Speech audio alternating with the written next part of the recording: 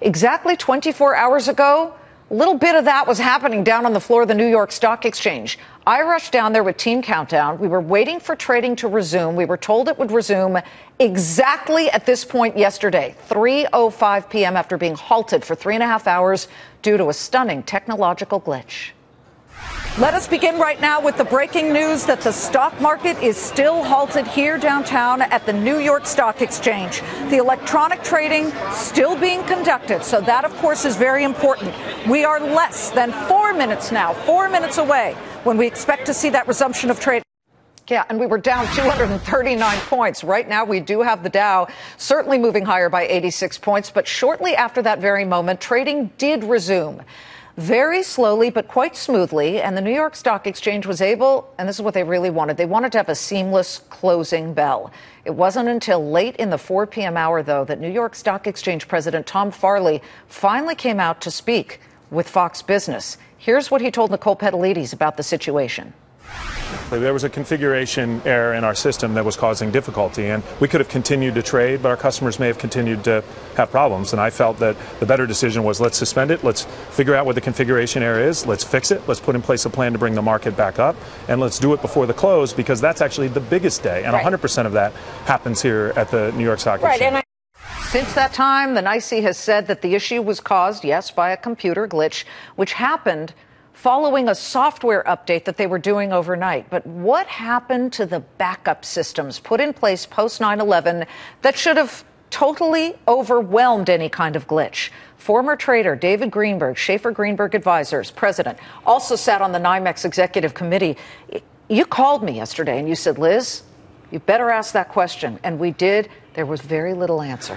Yeah, most of the questions yesterday weren't as hard as they should have been from a lot of the networks, as looking at it from as an exchange executive. There was zero excuse for this.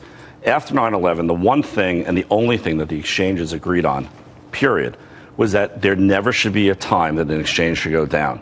Now, this wasn't, people were saying, well, what about their disaster relief plan? This wasn't a disaster. The building was still up. There was no blackout.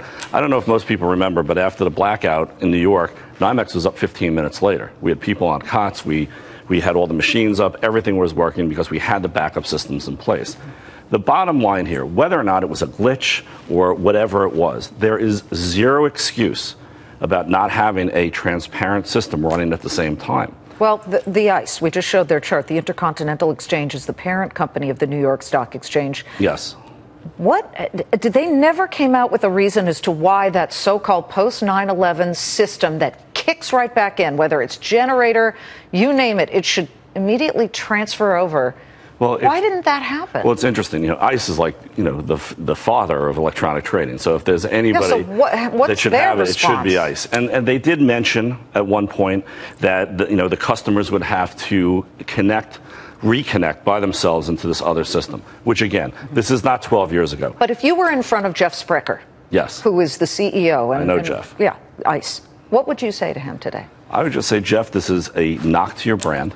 Once again, first Sandy was, because, I was understandably flabbergasted when they didn't open up after Sandy, because you don't need bodies now to open up. So that was hit number one. Number two, this was a major hit to their brand because the world survived without them. And there's nothing worse than that. Is there a possibility that he wanted to show that the world could survive without the floor traders at the New York Stock Exchange? No, because this wasn't as much of a floor trader issue as a system issue. I mean, out of the 25% they say it's done on the floor, let's be realistic. Most of that is just them punching it on the pads anyway. So it's not the floor that you and I grew up on. David, I don't think you're going to be invited to the beach party at the Sprecher's house now. I can guarantee you I won't be invited. But you tell our viewers like it is, and we appreciate it. Always do, always will. David Greenberg, Schaeffer Greenberg Advisors president. Good to see you. Good to see you.